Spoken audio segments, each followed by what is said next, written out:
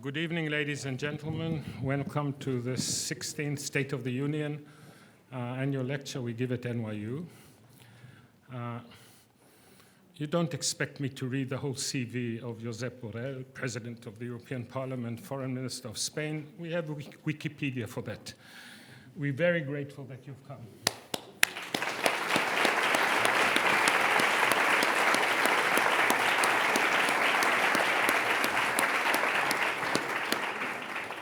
A few formal things I have to do.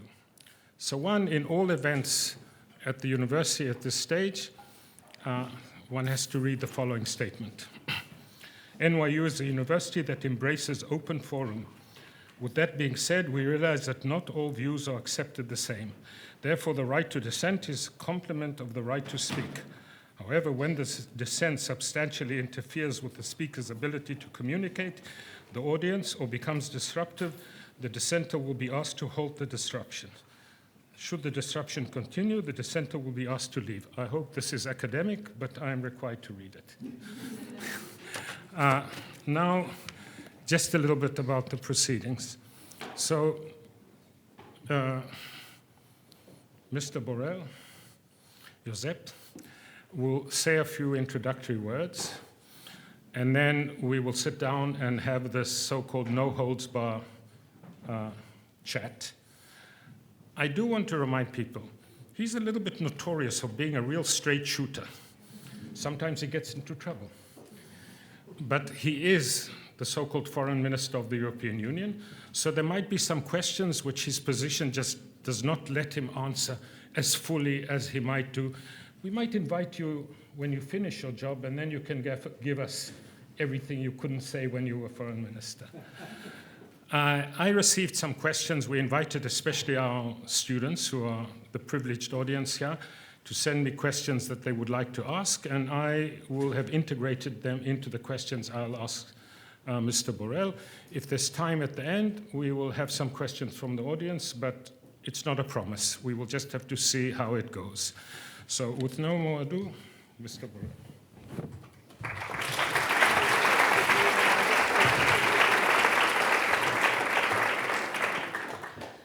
Well, thank you, Professor Weiler. It's a great pleasure to be here.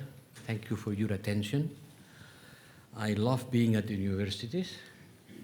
I've been a scholar many years ago, and I really love to participate in academic activities. As you have said, I cannot say everything I think. This will be for my memories, but even today, I think I can say something interesting for you. You invited me to talk about the building of the new global order. And this is the issue of the UNGA this week. Everybody in the corridors of the United Nations is talking about the new world order. And the new world order is coming. And it will be the result of three facts, or three events, or three dynamics. The first one, for sure, is the outcome of the war of Russia against Ukraine. And I don't know which is going to be this outcome. But this will be one of the builders of the new world order. The second one is the rise of China, the incredible rise of China. How China will use the power it has, and it will have still more. The confrontation between China and the US. And the third one is how the global south, the so-called global south, will behave.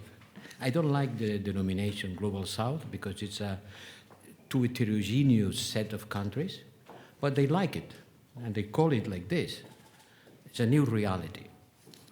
These are the three driving forces of this new global order. But let me go a little bit behind here and there, this problem, this coup d'etat, this crisis, and to try to have an overall view of the world the way it's working. And I call it the paradox of multipolarity without multilateralism. Yes, it's a paradox because we see a world with more and more poles. And one could expect that the more actors, the more poles, multilateralism is more needed. because when the number of participants in a global game increases, the natural response would be to intensify the rules governing this game. This is the view of the engineer, no? More people interacting, rules are more needed. And the problem is that we are facing the opposite trend. The rules governing multilateralism are running out of steam, or they are being contested, and therefore we must understand this paradox, which for me is absolutely central on building an understanding of the world the way it is and the way it works. So let's talk about multipolarity. What is multipolarity about? I think multipolarity can be defined through three essential dynamics. First, a wider distribution of material wealth in the world. A wider distribution of wealth. Second, the willingness of the states to assert themselves politically, diplomatically, strategically, and ideologically on their pursuit of their opportunities. Look, China was 1% of the US GDP in the 70s, and today is 80% of the US GDP. This is an incredible redistribution of wealth, from 1% to 80% in 50 years. I think it has never happened in the history of mankind. And the third dynamic is the increasingly transactional international system based on bilateral deals rather than in global rules. These are the three things that characterizes this multipolarity. The wider distribution of wealth. Look, in 1990, the G7, I attend the meeting of the G7, represented 2/3 of the world GNP, 2/3. Today is about 1/3. That's incredible. In some short period of time, the G7 was 2/3, now it's 1/3. And the China world GNP was 1.6, now it's about 18%. And this is a different reality. And beyond the Western multipolarity is more a result of the China dramatic rise. On the West side, this decrease on the GNP is mainly due to the Europe and Japan shrinking, because the US has not lost a lot. US is more or less the same percentage. It's Europe and Japan who have been decreasing. On the side of the rest of the world is the dramatic rise of China. So we have a multipolarity which is not the bipolar world, is something dynamic, dominated by the confrontation between the United States and China, who together represent 40% of the global GDP. And we are driving to a world in which three actors, China, India, and United States, will represent, each of them, $50 trillion. And the Europeans will be, well, not bad, but much less, about 30. So we will be in a second rank, but it's still very important, economically, culturally, and from our influence on the world affairs. This multipolarity is not just economic, it's not just material, it's not a material process. It represents a plurality of views, a plurality of voices, a plurality of trust. There are different trusts. For us, we still have in mind the Enlightenment and the universal values. But China is defending another approach. The values are not universal. There is a certain cultural relativism. And that's why they don't see the war in Ukraine with the same eyes than we see it. We have a moral indignation for this war. And many people around the world, the global south, vote in the United Nations against this invasion, but they don't feel this moral indignation against this war. At the end, it's another war among Europeans. Yes, they vote against it in the United Nations, but they don't consider that the most important item in the agenda. And they believe that our attention to the war in Ukraine and the big amount of resources that we are devoting to this war can be against their interest, and in particular, for example, against the climate change fight or against the development aid. And then there is this big question of values. We Europeans, as I said, we are still living in the model of the Universal Declaration of Human Rights, Universal Declaration of Human Rights, universal. But the model that Russia and China is trying to sell to the rest of the world is that there is not such a thing. The other day, my colleague and friend Annalena, the German Minister for Foreign Affairs, went to Peking, and she had a strong discussion publicly because they said universal values, and the Chinese said there is not such a thing as universal values. And Annalena said, yes, they are. It is. It exists, universal values. But we have to understand that this is not the point of view of everybody around the world. There's a plurality of views, plurality of values, plurality of trust. And this brings us to a transactional world more than a multilateral one. There is no longer a coalition of powers capable of imposing a global order. Powers tend to neutralize each other. And then we are going to two different kinds of modalities that make growth at the expenses of the old multilateralism. I think that the model of the great United Nations conferences where we talk about everything and we want to agree about everything in a top-down method is not working anymore. We are better in a kind of transactional agreements, clubs like the G7, like the BRICS, that can bring to a fragmentation of the world. The world can be split in different competing blocks, not just like in the Cold War, military and ideological, but also, to the point of view, economics and technology. The lack of consensus could fracture the world and force third parties to align in one or the other two competing systems. And for us Europeans, this would not be a good solution because we would be losers in this solution. We don't want to go to another bloc confrontation, another Cold War.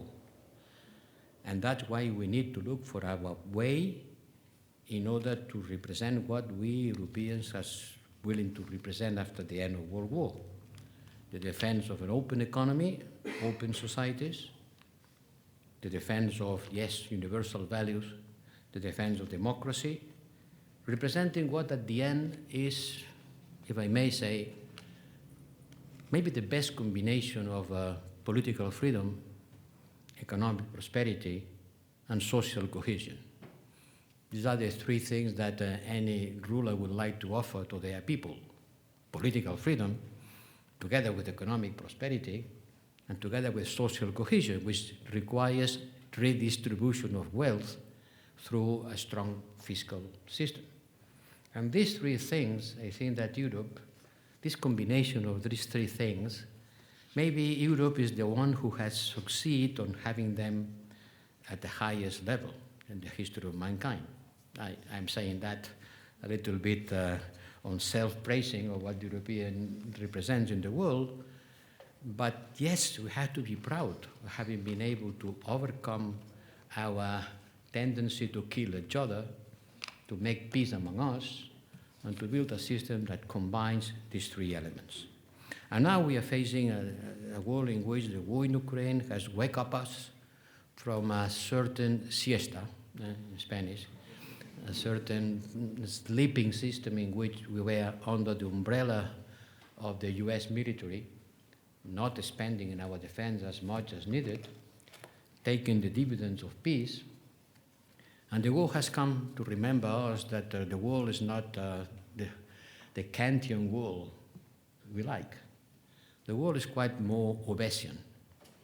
There is a world in which there is a fight of powers, and it's not enough to preach the rule of law and to use the trade, le doux commerce, as the French say, in order to build mutually dependencies which we believe were a condition for peace.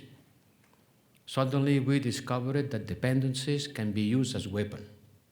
Suddenly we discovered that we were dependent on the Russian gas for 40% of our consumption. Suddenly we discovered with the pandemic that in Europe we didn't produce a single gram of paracetamol. Paracetamol is not a strategic product, quite easy to produce. But in Europe we didn't produce a single gram of paracetamol. And then quickly, you knock at the door of India and other producers say, we need paracetamol. And the answer was, me too. Me too, I need paracetamol, and me first. And then we understood that we have to cut dependencies because dependencies can be dangerous. And we are on that, trying to cut dependencies from Russian gas, strong dependencies on China, on the critical materials needed for the digital transformation, dependencies on many other issues in order to ensure our strategic autonomy, our survival. And this is what it's about when we talk about the new global order. And dear Professor, that being said, I am at your disposal for the questions.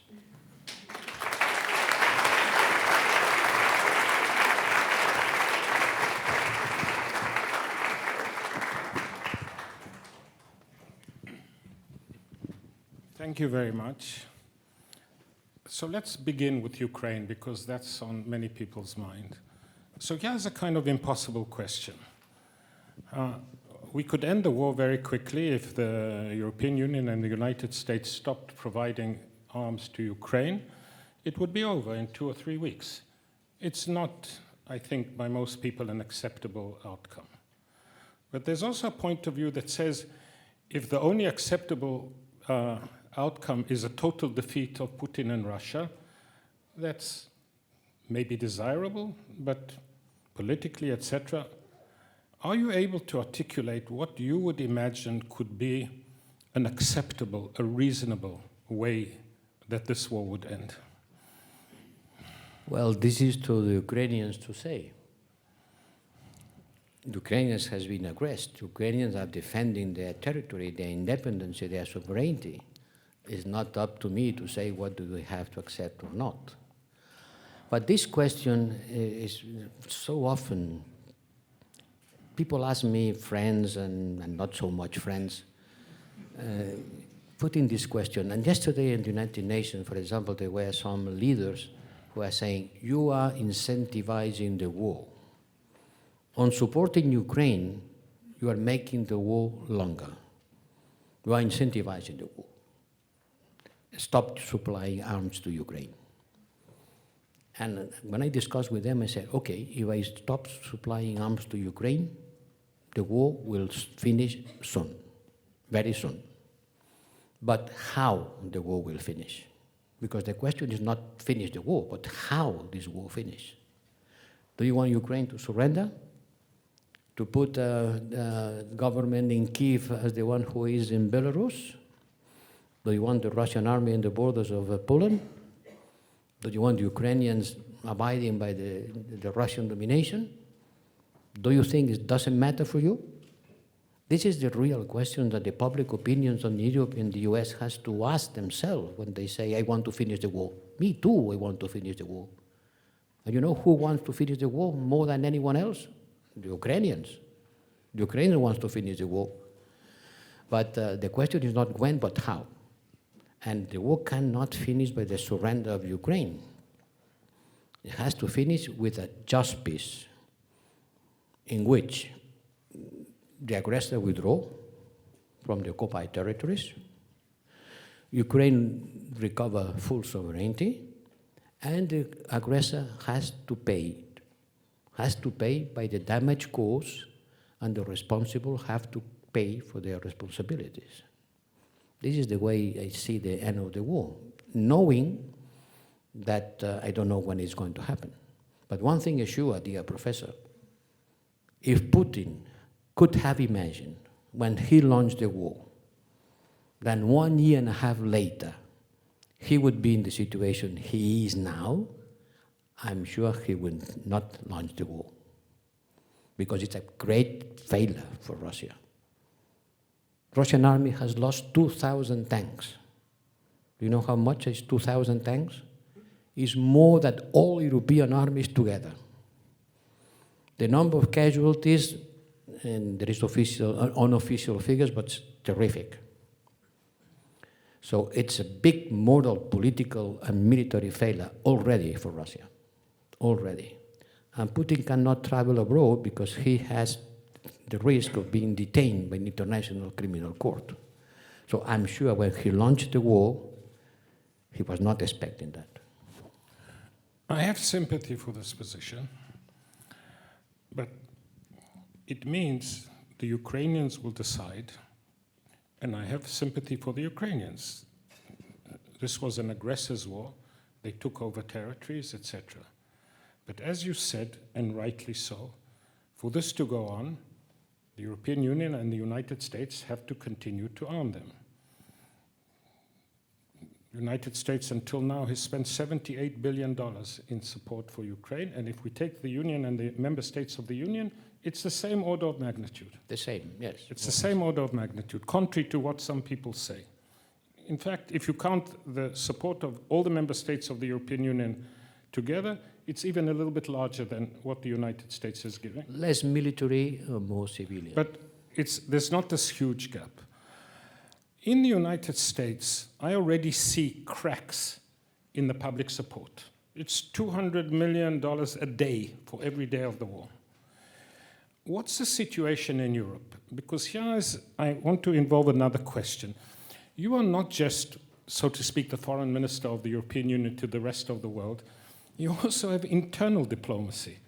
To get positions, you have to have 27 member states agreeing, and like Orwell said, they're all equal, but some are more equal than others.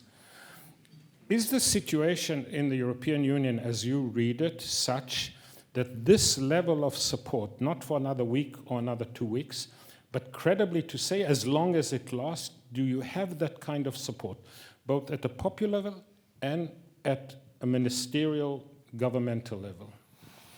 Well, it depends. It depends a lot of causes. If we do nothing, maybe, well, Putin believed that democracies are weak. Democracies are fragile. Systems of public opinions, at the end, the public opinions get tired. And that's what he's expecting. He's expecting that we get tired, stop paying for Ukraine. My gardener told me the other day, in my house in Madrid, he was phoning me that something was happening in the garden. He told me, by the way, why should I pay for Ukraine? By the way, where is Ukraine? He had not a clear idea of what it was about. It depends on what the pedagogical capacity of the politicians, the ones who take decisions and need the support of the people. Today in Europe, because we live in democracies and public opinion systems, today in Europe, according with the polls, with Eurostat, 80% of the population supports. This is not equal in all countries, and not across the political spectrum. The far right and the far left are less enthusiastic than other parties. There are members of the European Union who says every day we have to reconsider our support to Ukraine. But they still vote in favor of that. Because as you know, you are an expert on European law, we need a unanimity. I need the 27 agree. And until now, the 27 have agreed, not only on military support, only on the biggest package of sanctions against the Russian economy and Russian leadership. And I think by the time being, it continues. I cannot tell you what's going to happen next year, but it will depend on our capacity to explain to our people the causes and consequences of this war. Nothing comes automatically. So part of your siesta was conditioned by the fact that Europe for decades did the butter because they had at the back of their mind the American cavalry that would come in case of a disaster, as happened twice in the 20th century.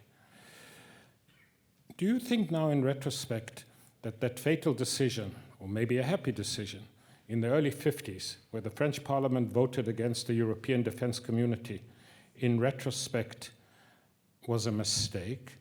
Do you think, a more delicate question, that Russia poses a security threat to Europe? And do you think that Europe is equipped to deal with that?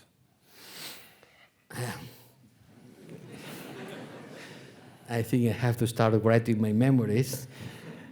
Look, the first question, maybe you don't know, but before the Rome Treaty, before we created the economic union, the economic communities, we tried to go through the military way. And we tried to create the European army. And it was a proposal, a treaty, signed by France and Germany. But this was an American idea. This was pushed by the US, because the US needed someone to support them on facing Russia, Soviet Union. What a better idea than to have an European army. So let's put the German and French together. And the government signed the treaty. But then the French parliament said no. It was a combination of the Gaullists, who didn't consider a good idea to have a French soldier under the command of a German officer immediately after the war, and the communists, who were not a good idea to have something facing the Soviet Union. And they said no. The history would have been completely different if they had said yes. But at the end, maybe it wouldn't have been a good idea, because in the 50s, to put the idea of Europe 100% on the military side would have not created the European demos that we have been building through economics, integration, sharing, trade. I think for the building of the European demos, it has been better, although longer, to go through the civilian side. Then, which was the second question? So I said, now, do you think, if you're able to say that, that Russia actually poses a security threat to Europe in a way that one can't just talk about it in some seminar room, but that should worry policymakers? Yes, certainly. Russia is a security threat for Europe. And this security threat is much more understood in Vilnius than in Lisbon, for geographical and historical reasons. Certainly, you go to the Baltic states and you say, is Russia a security threat? They will tell you, yes, it is. I've been deported to Siberia twice in my life. If you go to the south of Europe, they will say, yes, but in a more intellectual way. But yes, today, Russia is a security threat for Europe. And is Europe equipped to deal with that, politically, militarily? Because it's easy to say, yes, they pose a security threat. But what are you willing to do about it? In terms of, I mean, if we look at the combined defense expenditure of the member states of the European Union, it's greater than that of Russia. But if we look at the effectiveness, it's... Well, we spend in defense 4 times Russia. 4 times Russia, and equal to China. Effectiveness, well, the effectiveness of the Russian army doesn't look bright. Huh? So from the point of view of effectiveness, there is a lot to talk. But look, there is not alternative to NATO for the territorial defense of Europe. That's clear. There is no alternative to NATO. And when you say NATO, it means the United States. Mainly, but also the others. Yes, certainly. When we talk about European defense, I am in charge of building the European common defense. But I know very well that the territorial defense to face this Russian threat, there is not alternative to NATO. Which doesn't mean that Europeans should not develop their own security capacities, because there are some issues that NATO will not solve. What's happening in the Sahel today, for example? I don't expect NATO to go to Niger. So we have to have our own capacities, because the more capable we will be, stronger will be NATO. So there is no contradiction between Europeans developing their security capacities and NATO, because we are part of NATO. If we are stronger, NATO will be stronger. It's not an issue of substituting NATO by the European Union, because we are not a military union. Let's put Ukraine aside for a minute and go to no less complicated issue, the Israel-Palestine situation. So the occupation has lasted 70 years. The violations of human rights, etc., become worse and worse. In other words, it's not just the fact of the occupation, but also the practice of the occupation. And now, to complicate matters even further, the current Israeli government is in a rapid democratic slide. We have parties in the government with key ministerial positions which make AfD in Germany or Vox in Spain look liberal. So two questions.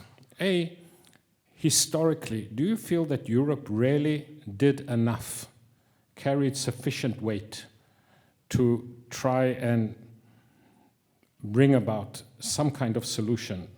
And I say the solution in the sense of it's always been the European policy since the Venice Declaration in the 80s, a two-state solution. Has Europe, apart from saying that's the desirable solution, really used the leverage that it has?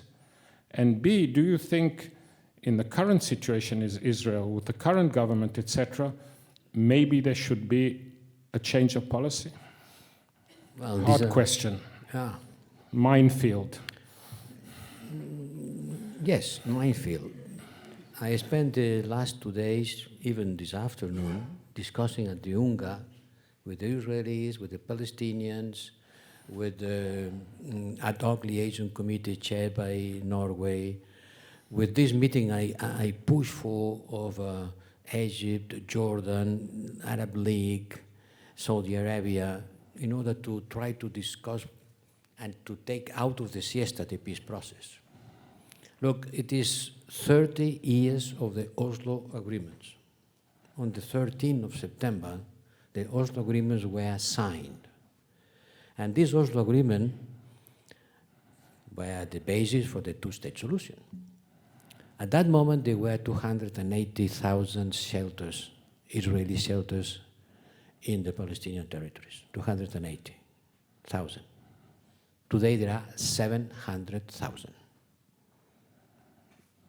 So is it still viable, the two-state solution? Some people say it's no longer viable.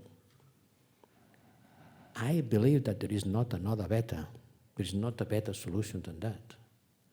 Because if there is not the hope of building a two-state solution, which is the solution? And that's why I think we have to continue trying to build the solution, knowing that this, with everybody says we want a two-state solution, and the Palestinians say, what are you doing to do in order to make this solution possible? In Europe, there are many member states that for historical reasons will be very reluctant to push Israel, to criticize Israel, to ask Israel to fulfill with their obligation in the Oslo Agreement for historical reasons. The Shoah is still in the memories of many people. But that has always been the policy, very reluctant for all the reasons we know, etc. And if I may be allowed to press you a little bit, at what point does it reach that you have to lose a bit of that reluctance? Well, I personally don't have this reluctance. But I know that most of my colleagues, I am very much in favor of providing Israel with the security Israel deserves. And all the Europeans are engaged on providing the Israel securities. But I'm thinking about the states who were directly responsible of the Shoah and other events, tragic events that are still there. But I think that we Europeans maybe will let the Americans to lead the game. The problem is that now the Americans seem to be in a clear retreat. They're no longer taking the lead. And that's why the system has become a kind of a stalemate in which the number of shelters increases, the number of evictions of Palestinians increases, the number of destruction of their houses increases. Yes, we protest and we issue statements, but the fact is this trend continues, and one way or another, the international community has to look at that problem. Otherwise, yes, at the end, the two-state solution will not be a solution. And then which will be the solution? When you say the international community, in real politics, that means the United States? It means United States and others. You know, one of the big criticisms that I am facing when I'm talking about the war in Ukraine is the double standards. Double standards. You blame Russia for violating United Nations Charter. And what about Palestine? How many people in the UNGA will repeat that? And why don't you feel so much concern about the occupation of the Palestinian territories, the violation of United Nations resolutions? And I have to admit that this is real politics, that on this issue, we deserve a certain blame. You mentioned the United Nations, the international community. Let me change register a little bit. Let's think of the Security Council, and especially of the 5 permanent members of the Security Council. We are in a law school. We have the veto power.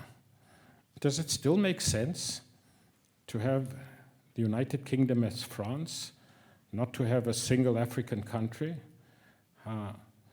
There are all kinds of talks of reforming the Security Council, but meaningful reform would be reforming the 5 permanent members with the veto. Maybe here you can express a personal opinion, if you're allowed to. And if not, what is the position of the European Union on reform of the Security Council? We are very much in favor of reforming. But I don't know many volunteers to abandon his seat in the Security Council. We have, look, what I was saying about the Global South. When the world order that we appeal, the rules-based international order, when many countries of the Global South listen to this sentence, says, and who wrote this order? Because when this order was built, I was not there. Either because it was a colony, it was not even an independent country, or because it didn't exist economically. China didn't exist economically, and in Africa, in Southeast Asia, even in Latin America, the political capacity of many countries that today are very important, at that time they were not. And that's why they asked for recognition. And they said, look, this world order doesn't represent the world the way it is.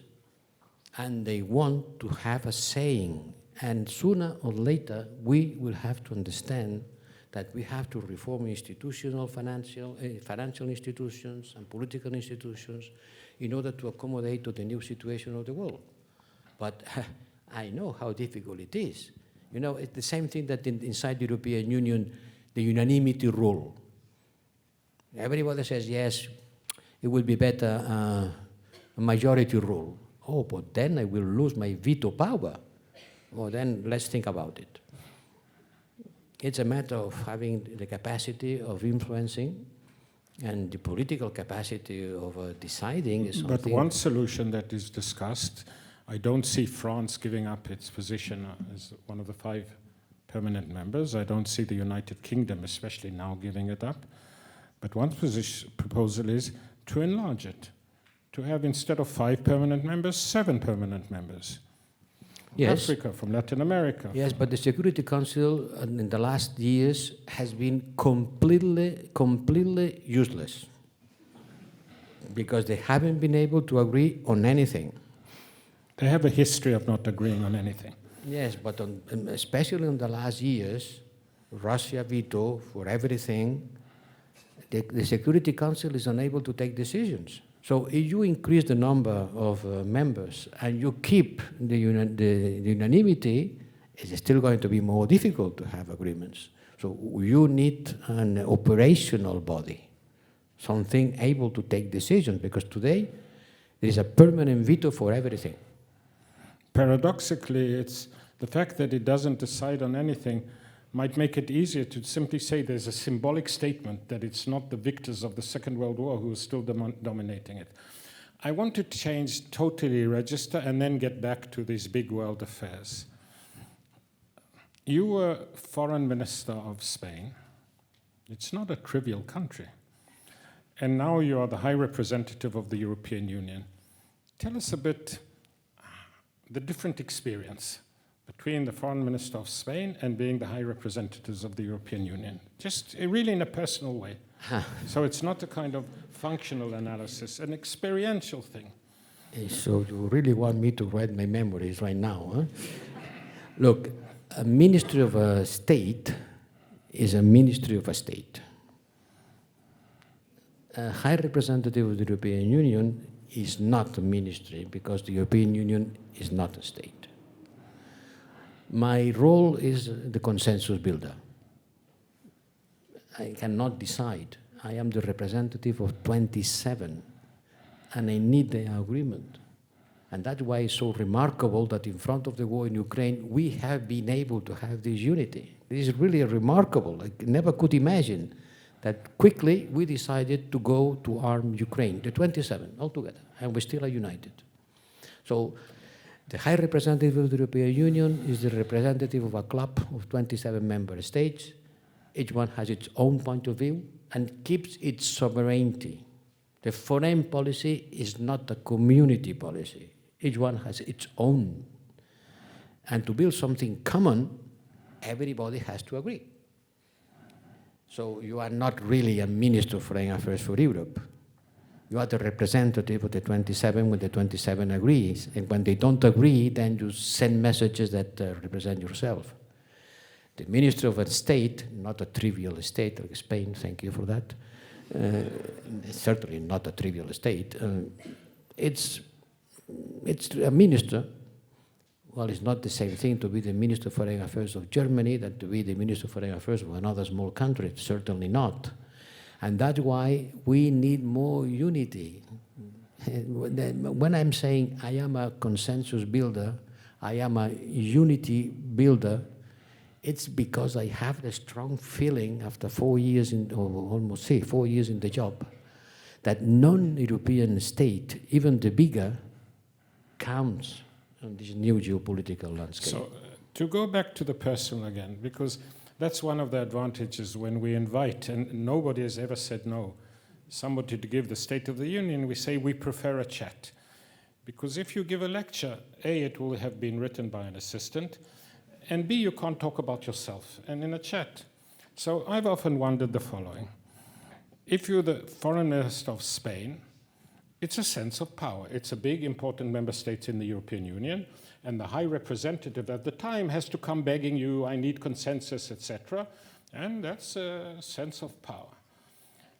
As high representative, you don't have that power, but maybe what you're doing is more important, a sense of greater accomplishment. Yes. No, yes, I am not joking. Yes. Why? Because I know that the European position in the world has much more weight than the position of a single member state. Unless you're the United States. I'm teasing. No, because certainly the United States is one state. And we are not a state. And sometimes people ask to the European Union to do things that the European Union cannot do because nobody provided with the tools and the legal capacity on doing that. We are a club of states. Each one keeps its sovereignty, keeps its army, keeps its foreign policy. Something has been communitarized, something, but others not. So just one more question on this sort of experience of being high representative. What was the best moment in your experience, and what was the worst moment? The best moment I remember very well, when 24 hours after Russia started bombing Ukraine, or 36 hours, no more than that, I took the phone and I managed quickly to have all the member states behind the idea of providing arms to Ukraine, which has never happened before. Never happened before that the European Union could use its budget to provide arms to a country at war. And when I realized that the 27 agreed on that, I said, Eureka, good, we did it. And there's something really interesting here, because from a legal point of view, it's not the European Union that's providing arms, it's the member states of the European Union. But I don't think I'm speculating, if there wasn't the European Union, we wouldn't have that kind of commitment. It wouldn't be that kind of mobilization. It wouldn't have that kind of impact. What's your worst moment? The worst moment was, the worst moment, there have been so bad moments that to choose the worst, choose the worst is really difficult. But maybe the worst moment was when I went to visit Moscow. When you went? To visit Moscow. Moscow, the day in which Navalny was being in front of the trial. Navalny was being judged. Well, judge is a way of saying, no? He was being in front of the trial that condemned him to so I don't know how many years. And I decided to go to Moscow to explain to the Russians that this was not a good idea and to criticize them openly. Many people told me, don't do that. They're going to kill you. Don't do that. Don't go. And I said, well, why not? If this is the moment to go something, it's now. No? And I went and I had a clash with the Minister Lavrov that since then is very nice with me. He's all the time talking about me and blaming for the war in Ukraine and everything. And I remember that he told me, are you going to talk about Navalny? Yes. If you talk about Navalny, I will talk about the problems in Spain about the Catalan independence. And I said, okay, do it if you want. I am not going to contest you. I'm not going to reply you. I'm not going to discuss with you about it. But I think I have to tell you in front of you in a difficult moment like this what we Europeans think about the way you treat the opposition. It was not easy. I will make it easy for you. I will not ask you about Catalonia. This is an internal affair of a relevant country, and I cannot go into internal affairs. You are not only High Representative, you're also Vice President of the Commission. So I want to ask you of some major issues of the European Union within Europe. And the two are a little bit connected, but I'll separate. The first is the growth of Euroscepticism. Even 15 years ago, Eurosceptics were on the lunatic right and the lunatic left. There was, if you look at Eurobarometer, today Euroscepticism is mainstream politics. If we look, don't have to mention member states, but if we look, it's mainstream politics. And connect with that is what we call democratic slide, turning back on. There's one member state who openly says, we are an illiberal democracy, which for me is an oxymoron. There's no such thing as an illiberal democracy. So how do you explain these two trends, which are often go together?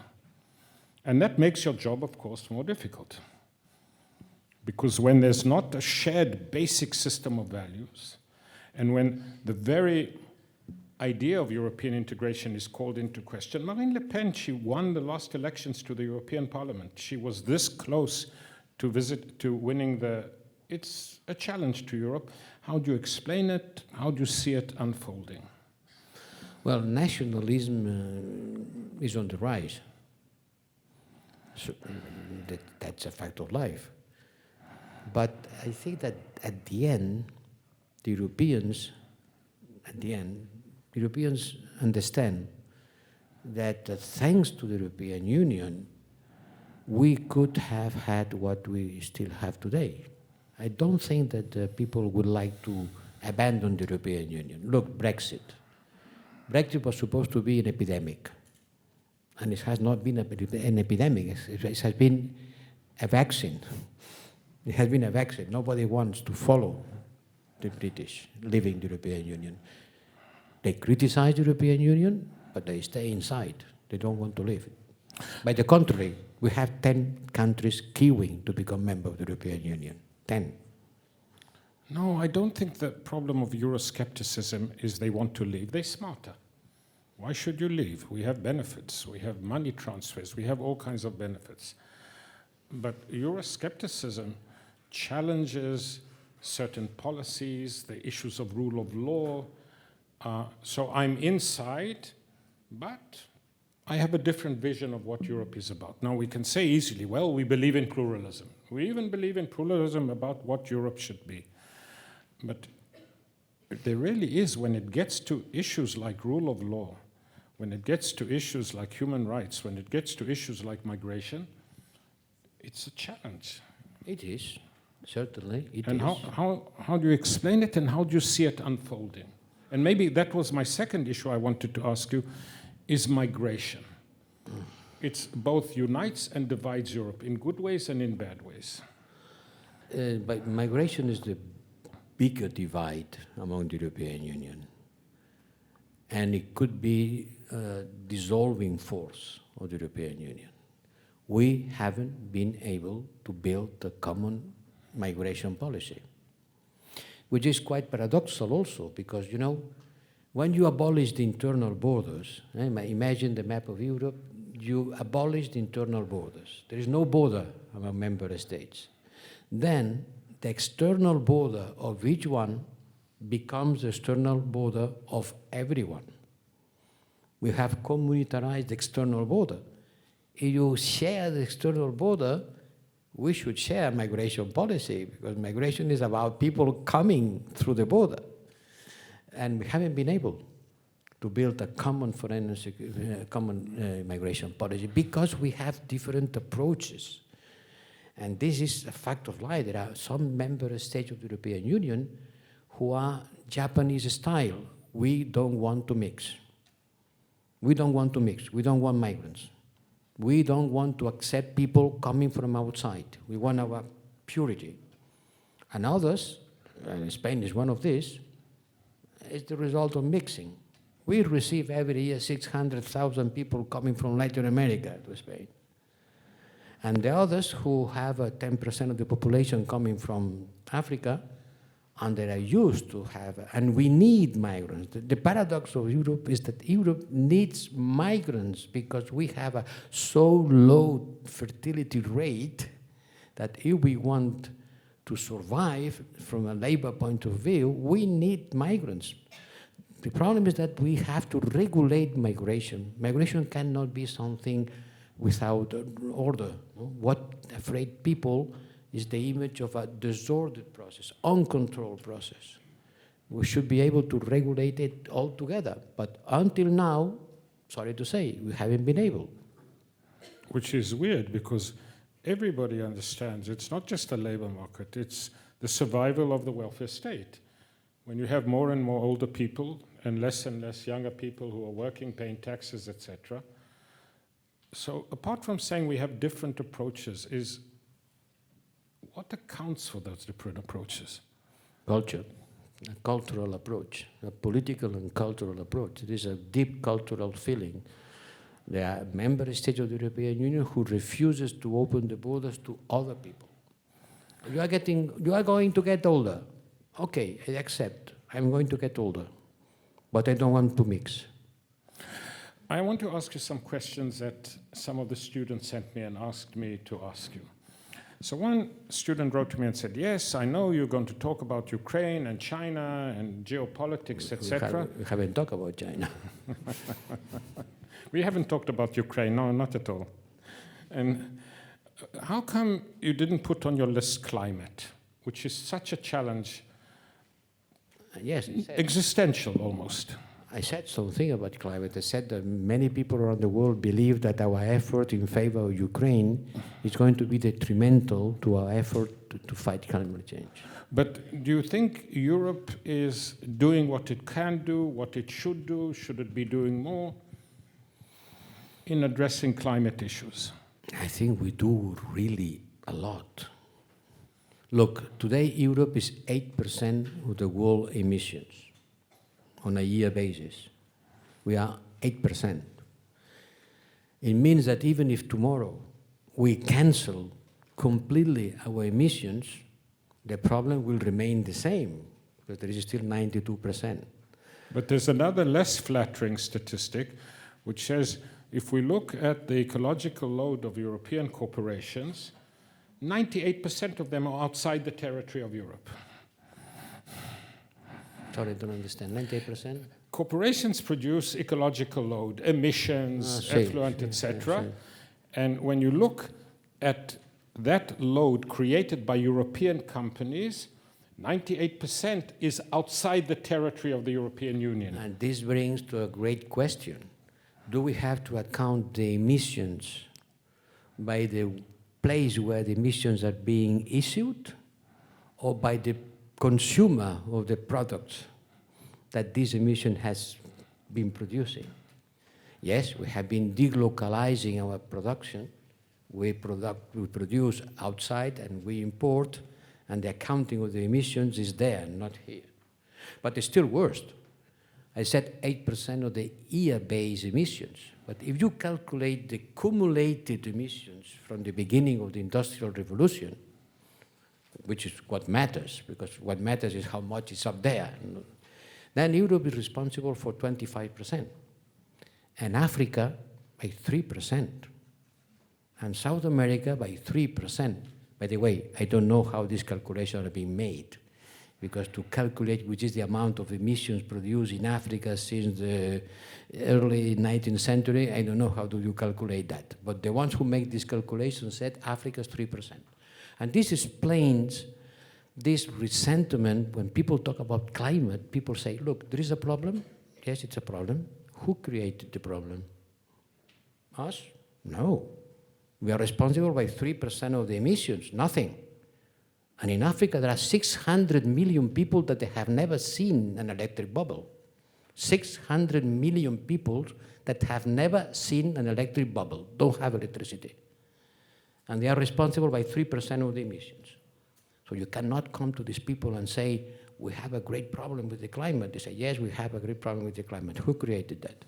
And this means that we have to increase our cooperation.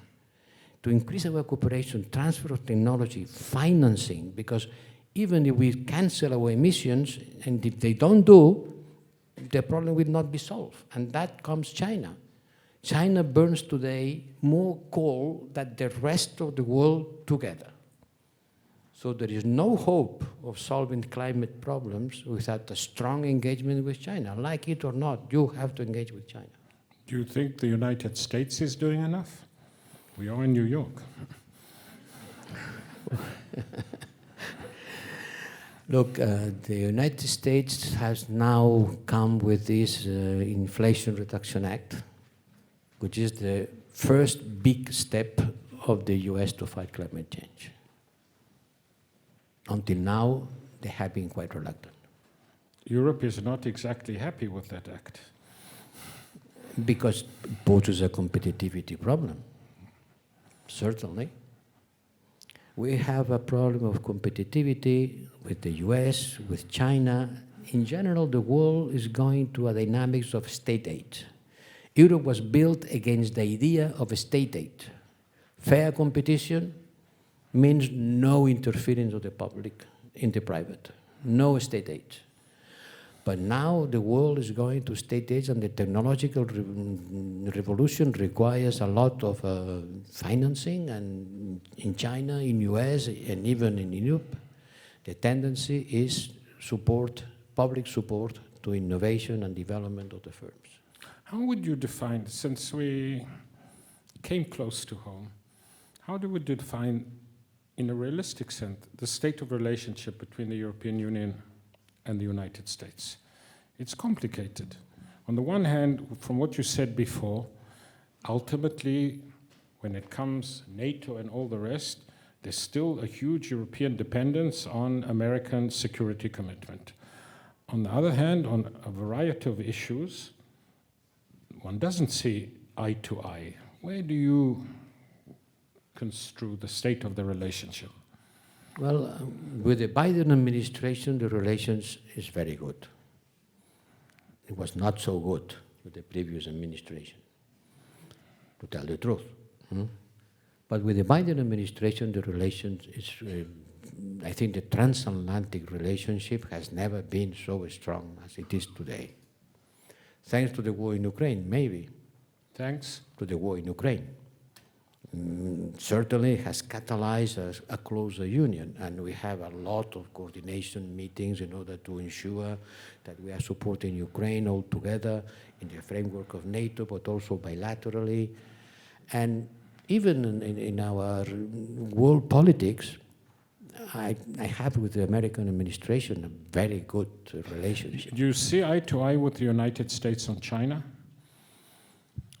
On China, at the beginning of my mandate, I said that the Europeans have to follow the Sinatra doctrine. You know Sinatra, no? My way. We will be always closer to Washington than to Peking. We share the same political system, the same economic system. We certainly are united with the US. But it's also true that we have our own interest. Our dependency on China is much bigger. So de-risking, nobody talked about decoupling, doesn't have the same meaning for the Europeans that for the US. Look, on the last 3 years, China has invested in Europe 26 billion euros. In US, 0. The amount of Chinese investment in Europe is very big. The amount of import for China is much bigger than the US. We import from China 20% of all our imports. The US is importing from China as much as from Mexico. A completely different picture. The capacity of our firms to have benefits, to import, export, to invest, depends much more from China than from the US. So this is a fact of life that has to be taken into account. Is that a delicate way of saying we don't see eye to eye because we've got different interests? No, we have we look eye to eye and to discuss, and we talk, and we have a strategic dialogue about China, my services with the US services. And I think that we understand that there is a technological rise of China, that we have to take care of this technological competition. But it's a fact of life that the German industry is much more dependent of the investments in China than the US, no? Here's another question from a student, and we have to end very quickly. So Brussels was so energized, the Brussels effect in the information society. It's Europe that essentially shapes the rules of the game across the world. And the student says, yes, that might be true, but that's because the technology is in the United States and China. So the United States and China do the technology, the Alibabas, the Amazons, the Googles, the Facebooks, the Apples, etc. And Europe does the regulation. Can you there's some truth to that. No, I don't agree with that. The Brussels effect was written before the last push, the last technological push. We were the standard setters because we were technological leaders. You cannot pretend to be the standard setter if you are not the technological leaders. And in some sectors, Europe has been losing a certain leadership, technological leadership. And be sure, if you lose the technological leadership, you will lose the capacity of regulation. It wouldn't be an And then, interest... you know one thing, in football, do you like football? Do I like football? Yes, a question. I Spain mean, is very good at football, especially soccer. women. Are you Real Madrid or Barcelona? Ah, this is the most difficult question you could put. No, but look, in Spain we say, ¿cómo se llama el árbitro? The referee doesn't win matches. So the referee doesn't win matches means that the regulator doesn't win the technological race. It wouldn't be a good fireside chat if we agreed on everything. So on Europe being a technological leader, we'll have to agree to disagree.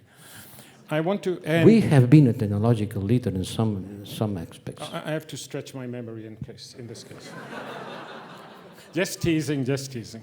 Look, I can tell you, nuclear, high-speed trains, even in telecommunication, we have been leaders. Remember about Nokia, about Alstom. We are no longer, but we have been. We always finish... Who produces the machine that produces chips? Who designs the chips? No, who produces the machines to produce the chips is a Dutch company, ASML. The only one in the world that produces the machines that the Taiwanese uses to produce chips. We'll continue next Another time. day. But we always end with a few really...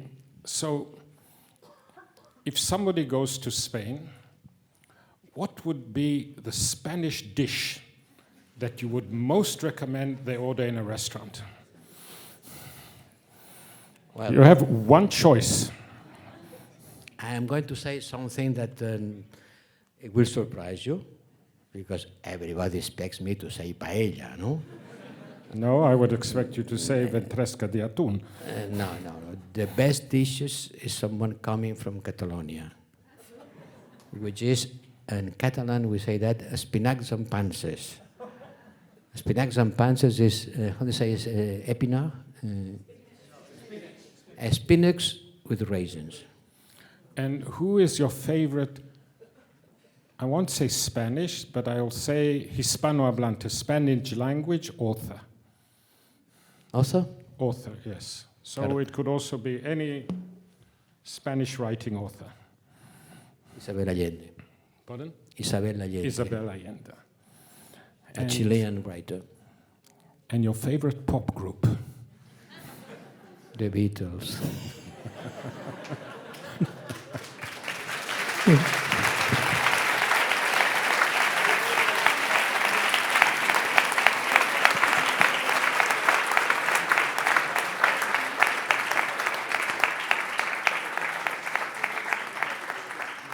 is a little gift on behalf of NYU School of Law. And I hope you will accept our invitation to come back again. Thank you very much, and thank you very much to the audience.